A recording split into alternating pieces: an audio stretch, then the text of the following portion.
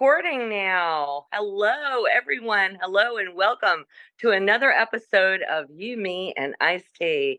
I'm Dedra Stevenson, and I'm so happy that we're back again for another session.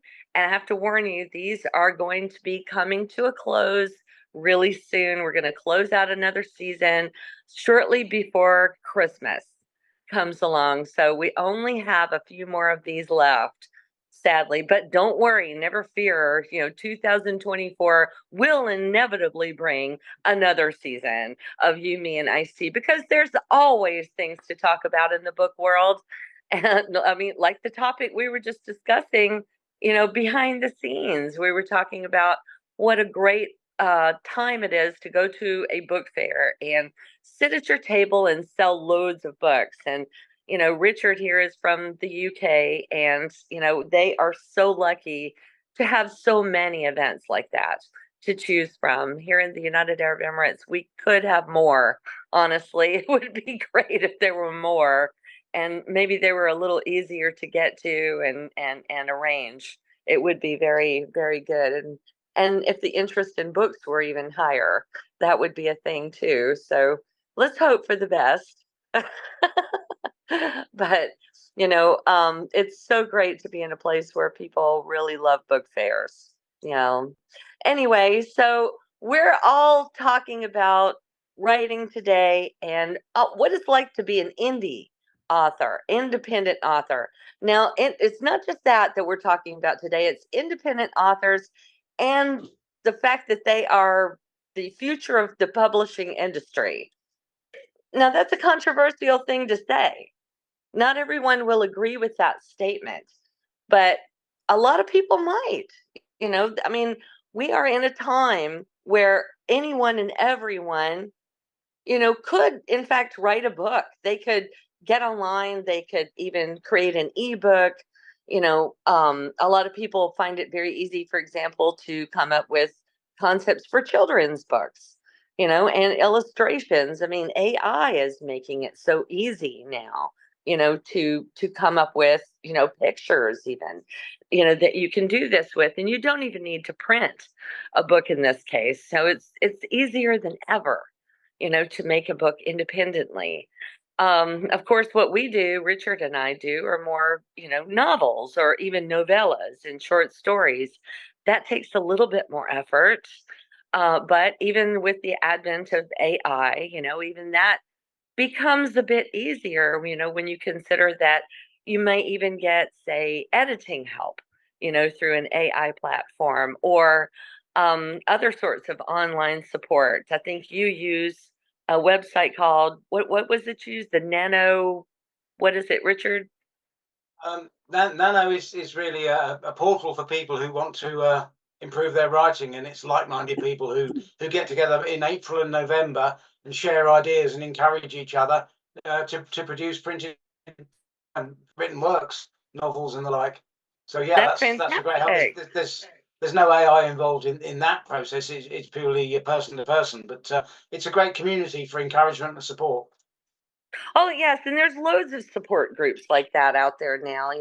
myindieauthor.com is that what is that Christian's website?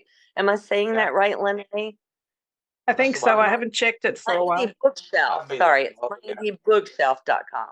That's right. Yes, for and that's a great support system. So see, we have loads of support.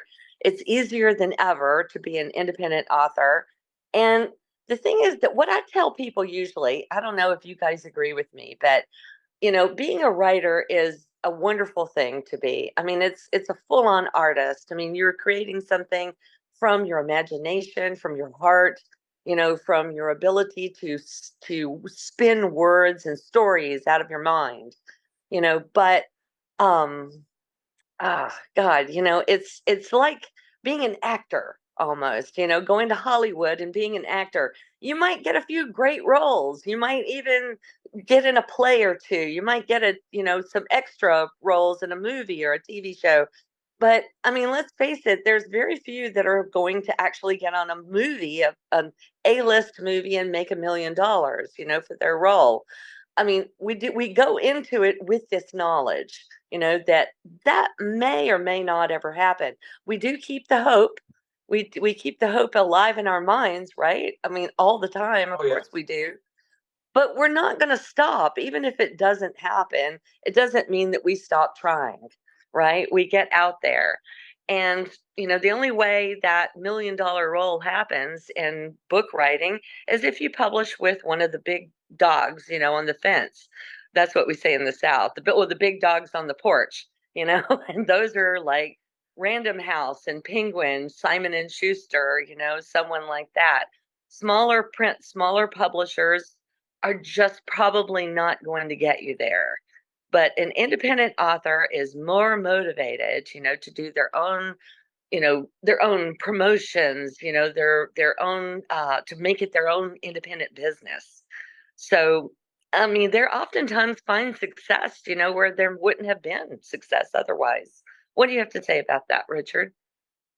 Yeah, I agree with all of that. If I never did anything with the work that I produce, I wouldn't stop producing it. I write because I love writing, and I like producing a story. And because it's my work, I think I'm the best person to promote it because I know about it and I'm passionate about it. So I don't enjoy promotion as much as I do writing. I have to be honest. I would rather write than promote, but it's part of the Same. deal. If you want people to read it, you have to tell them it's there. So, like yesterday when I went to the book fair, I gave out a few free short stories with my website address on the back. And hopefully, if they read the story and like it, then they'll go to my website and see what else I'm doing. So you don't have to necessarily be shouting on social media all the time. There are so many other ways that you can actually uh,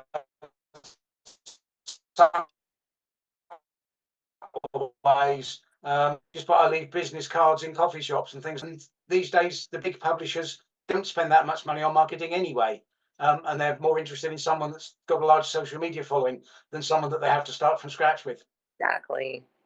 That's true. I mean, a lot of the smaller publishers are going to make you do your own marketing anyway, and guess what? You oftentimes don't own your book anymore. If you sign with someone who's Yeah. has a little bit less muscle. What do you think, Lene? Well, I've never had to deal with the front end of this. With my ghostwriting and stuff, it's the other author's problem. But the buzz at the moment amongst readers and authors is that the very freedom we have from the internet and all the digital tools to publish independently is that there is a flood of substandard writing hitting the market. This has even trickled through now to Kindle Unlimited, where anyone can upload a digital book. And people are actually saying it's put them off of buying ebooks because they've read a lot of rubbish and they just don't trust the system anymore. So while the big publishers have been gatekeeping for quite like at least 100 years, they did set the bar high in terms of editorial standards, plot, arc development. In other words, a beautifully packaged story that would enthrall readers. Now that the indie authors are doing all of this themselves, many of them are falsely reassured by other indie authors that it's a very easy thing and you can write a book in 6 months, publish it, become famous and rich. It doesn't work that way. And a lot of the 20-year-olds who are doing this have no life experience in the first place. So their reader base of older readers are going to pick up on that. Younger readers might look up to these people and go, oh, it's a 20-year-old. Oh my God, I'm still in school. It's so exciting. They're living the life. But the other adults know that that's not how it works. So I guess depending on your demographics, you might be making a lot more work for yourself in the marketing side if your actual product is not fully polished, edited a couple of times, developed, line edited, copy edited. I mean, there's a lot of back end work that we don't often tell the public about. And I think that this needs to be spoken about more, not to scare people off, but to reassure them that it is not just a scam for them to pay all of these other people for their services, but that it's an entire ecosystem. And if we want the indie authors to keep thriving, it's a bit of a hard lesson for some of them, but rather take 6 months more and put out a fantastic book, and you can get 1,000 extra fans instead of a bunch of bad reviews. So it's a double-edged sword, I feel. Yeah, that's a great point, actually. Here in the South, we say the first check you write is for the mortgage, but the second check you write is for the insurance. Because you have to make sure, and I see paying the editor as writing the check for the insurance. I mean, you have to back up, what you're putting out there. This is your insurance policy that you're putting out a superior product, and there's people are not going to find those kinds of flaws in it that will throw them out of the story and make them feel that it's substandard writing, like you said. You're right, by the way. I mean, that is the problem with indie publishing now, is the lack of standards, that are being put out there. Now, where do we stand on people returning their books, though? I mean, can they not just return it if they don't like it? I mean, is that an ethical thing? Yeah, I get my books returned, not on a regular basis, but I do get books returned. I think Amazon give you 72 hours to return an ebook. They have to do that. It's part of the distance selling regulation, so they're not just doing it for the goodness of their heart. But it means that in effect a fast reader can actually read my book and return it and get their money back within 72 hours. Ouch. Yeah, Lene could do that. yeah, and of course, then my royalty statement then goes into the negative, which I think a lot of the people that do this don't actually realise that it's me taking the hit. They think it's Amazon taking the hit, and it isn't, Exactly. basically. Certainly, I've had quite a few times recently when I've advertised on a certain social media platform, which has coincided with book sales that have then coincided with returns. So I've actually stopped advertising on that particular platform at the moment because I think that the two events are connected. And it certainly seems that since I've stopped advertising on that certain platform, I've stopped getting returns. So, it's one of those things.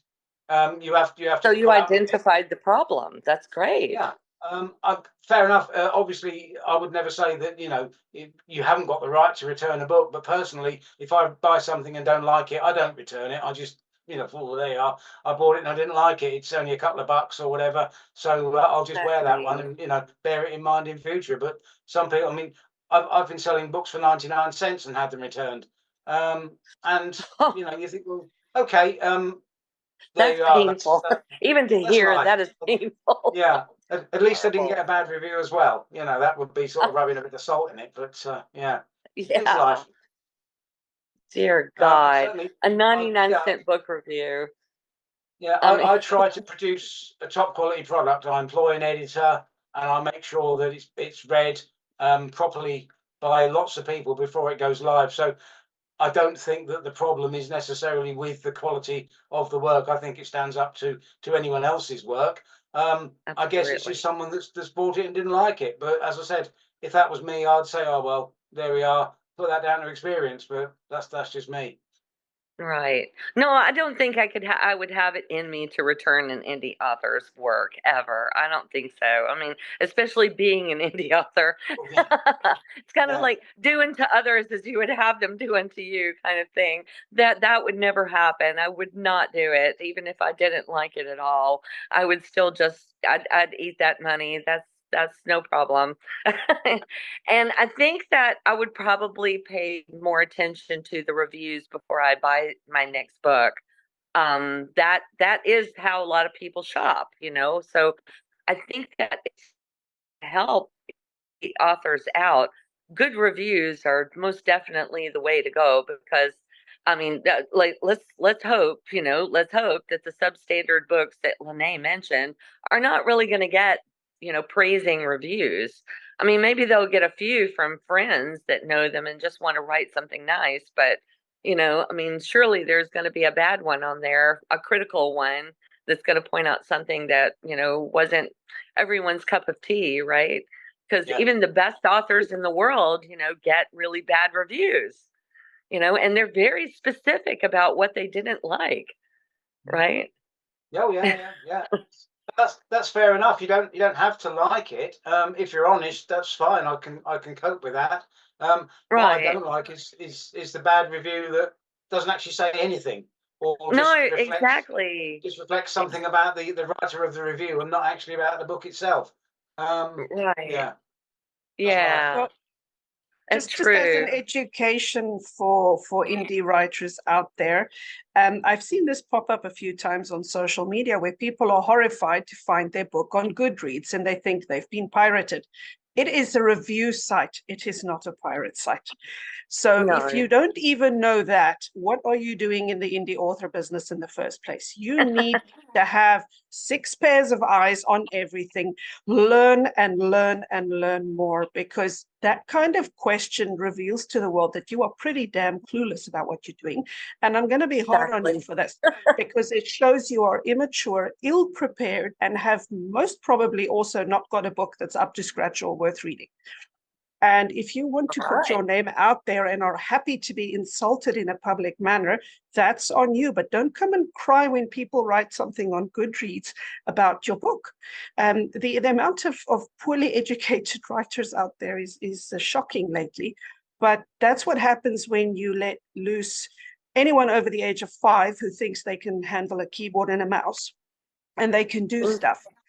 It is diluting the efforts of authors who have studied literary degrees, who have masters or PhD in story writing, in plot devices or philosophy, anthropology, whatever subject matter they've studied. These are experts. And it is a bit unfair to be lumped in the same categories. But yeah. we can only try and get people to be more aware of this.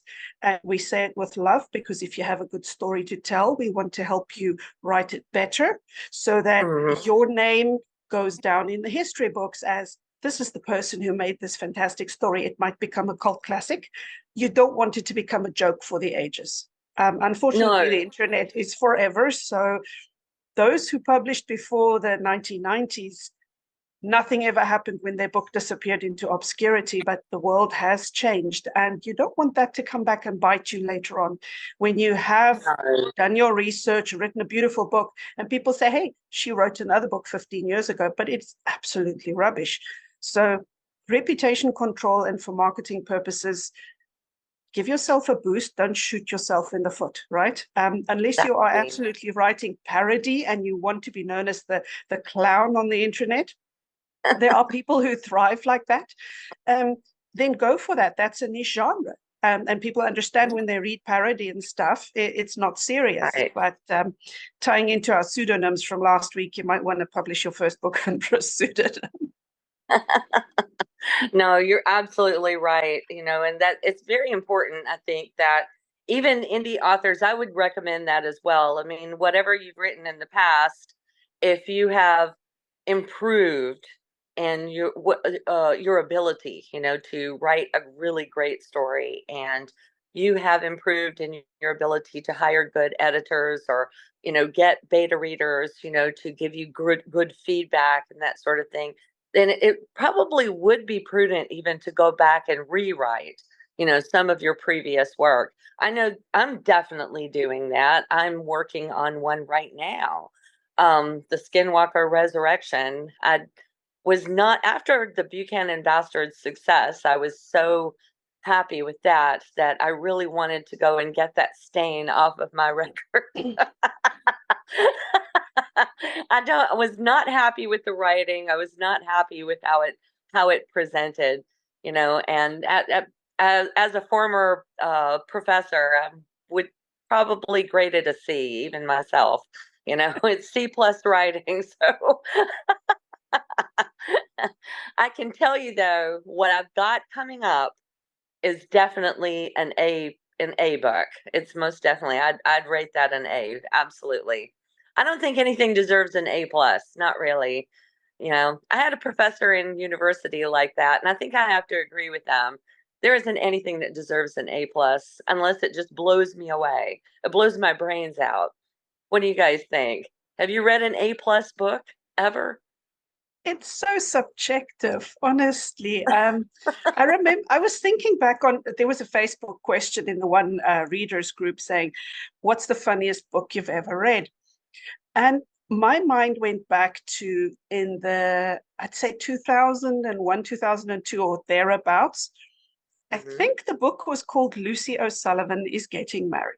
And it was a weird Oh. rom-com little funny book. It was quite a thick book, wasn't thin. But I was howling every second page. Now, I don't know if I was just in a really laughing mood that night, but I finished that book by 4 a.m. I couldn't put it down. And I'm kind of scared of rereading it, because if it's disappointing me this time, then I know it was me being in a weird mental state at that time, because there's no standard for these things where everybody can agree on something. So I'll leave that out there for other people to come and say what they think was their funniest book. Fair enough, but that was probably the closest you ever got to having your brains blown out, right?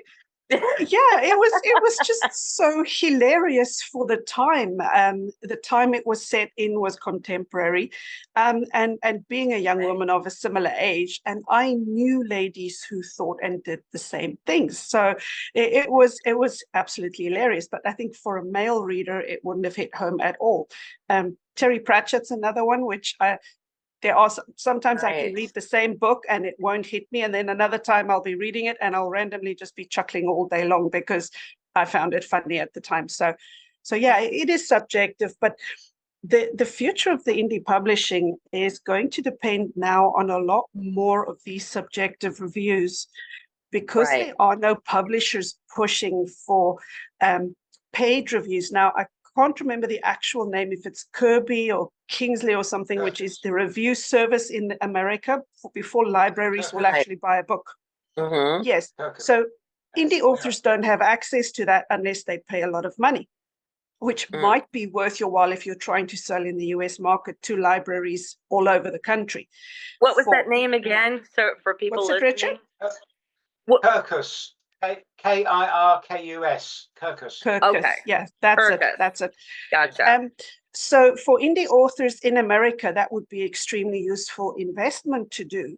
But for indie authors outside of America, it might be a foot in the door if you want to lay out the money for that. I don't know how much it costs. I think it's at least a double-digit figure, possibly a 3-digit figure, to get a professional review of your book. And then you better hope the review is good, because that's the official review that everyone else is going to be judging you by. It's the equivalent of a Michelin star restaurant type of thing, you know. If you have it, great. But yeah, for indie authors, it would be nice if there was a more international body available. If someone wants to create one, I would love for it, because then we can all independently send out manuscripts, get an international review from an international panel of evaluators. That would be something that sounds amazing. Like a great idea. Authors. Yeah. Because it's so subjective per nationality, per race, per religion, per age demographic. There's so many factors. I don't know how Kirkus is set up, but something international like that for indie authors would be the gold mine, I think, for the future of the industry. Perhaps that's something we could bring up to Christian.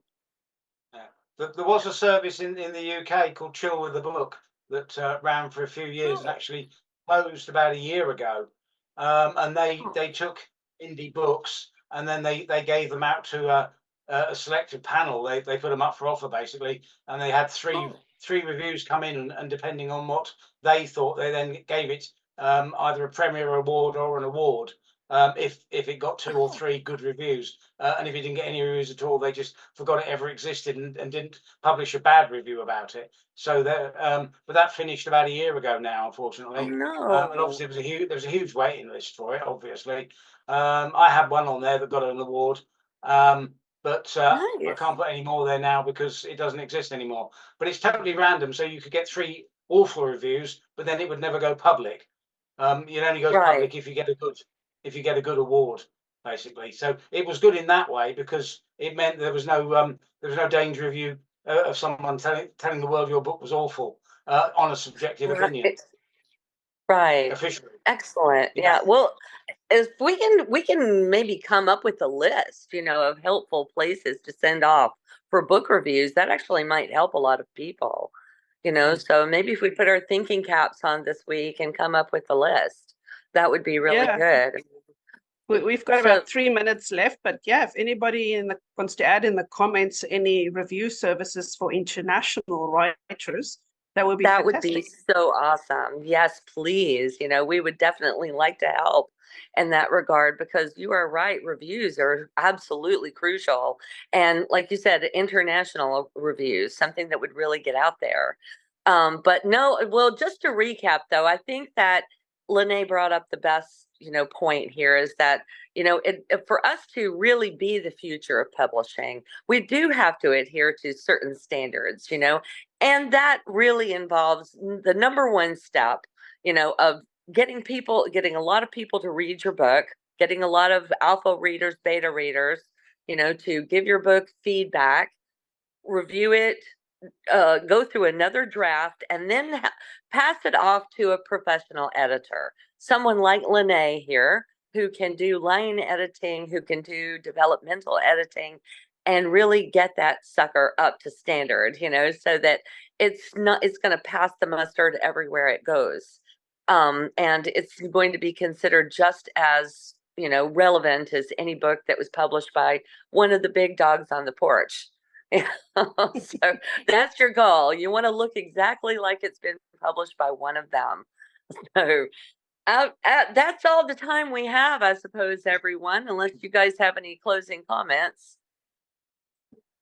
No, we're all good. Good subject this week. Fascinating. Are we the future of publishing? Did we answer our question? Well, we're not going away, so deal with us. True. Yeah, exactly. That's it. We're here to stay. Yeah. We're here to stay. Hell yeah. Love it. Okay. Coolness. I love it. All right, guys, you have a great week, and we'll be back next week to discuss another wonderful topic on you, me, and iced tea. Get yourself a glass of iced tea, kick up those feet, enjoy the night. Take care. Bye. Bye. Bye.